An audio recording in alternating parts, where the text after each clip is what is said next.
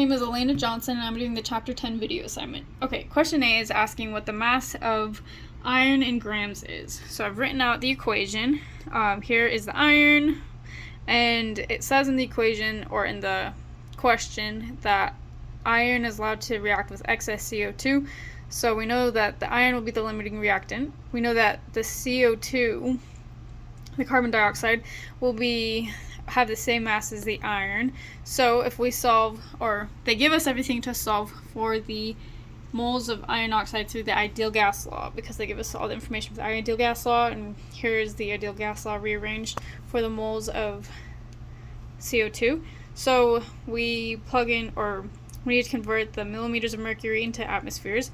So we did 760 millimeters of mercury for every atmosphere, and we plug it in.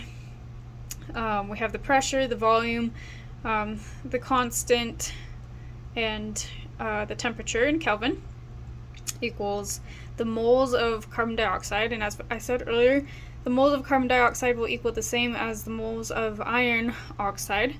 So we can solve for the moles of iron oxide using stoichiometry. For every 1 mole of iron oxide, we have 1 mole of oxygen. For every mole of oxygen, we have 16 grams of oxygen.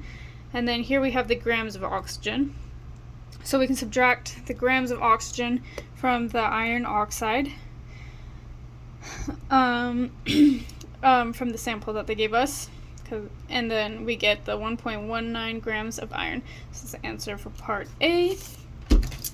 And if we move over here, for part B, it asks what the formula is. So we simply use the mass of iron that we have, divided by the molecular mass to get moles. We have the moles of iron, we get the moles of oxygen, doing the same thing, divided by the molar mass of oxygen. And then we see that iron is smaller, so we divide the moles of iron by the moles of oxygen. And for every 1 iron, we have 1.3 oxygen. So we need to get a whole number ratio. So we multiply it by 3 to get 3 irons for every 4 oxygen is the molecular formula.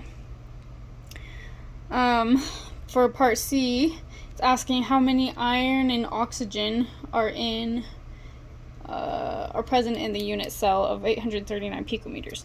So they gave us a density, so we know we need to use that to get, or we need to use picometers.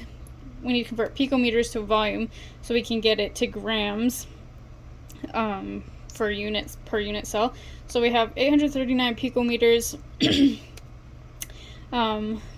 And then to get picometers to volume, we just cube, or get it to centimeters and cube it. So conversion of picometers to centimeters, cube it, and we get this answer. So then we have the volume of the unit cell, use the density conversion, and we get the grams of atoms, or sorry, not the grams, the mass of the unit cell, not atoms. So we have the mass of the unit cell, we divide it by the mass of the sample, because we're using the ratio of iron per for the sample, multiply it by the mass to get, and multiply it by Avogadro's number to get 24 iron atoms.